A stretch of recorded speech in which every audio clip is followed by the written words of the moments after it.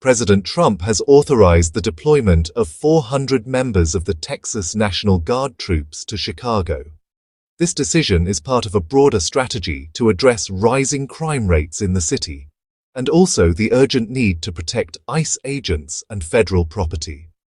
The move is sure to face legal challenges from Illinois officials, who falsely claim that this action is unconstitutional.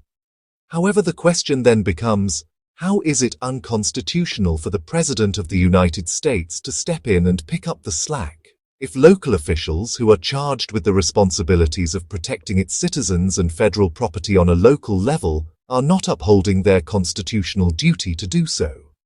Is the President supposed to allow cities to go to ruin, to allow crime rates to go through the roof, or for ICE agents, who are federal law enforcement officers, to be attacked by local mobs without consequence?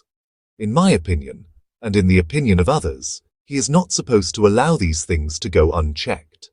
That is because the President took an oath to protect and defend the Constitution of the United States, and him performing his constitutional duty to the best of his ability is by no means unconstitutional. This will undoubtedly wind its way through the courts, and God willing, that which is in the best interests of the citizens of the United States will prevail. Tonight, with National Guard troops preparing to be deployed into Chicago, members of the Texas National Guard arrived just outside the country's third largest city today and are expected to be in the city as soon as tomorrow. The move is being criticized as an abuse of presidential authority. CBS's Homeland Security correspondent Nicole Skanga joins me now. So, Nicole, how many troops are going? What are their orders? And well, who's running the show? The Texas governor or the president?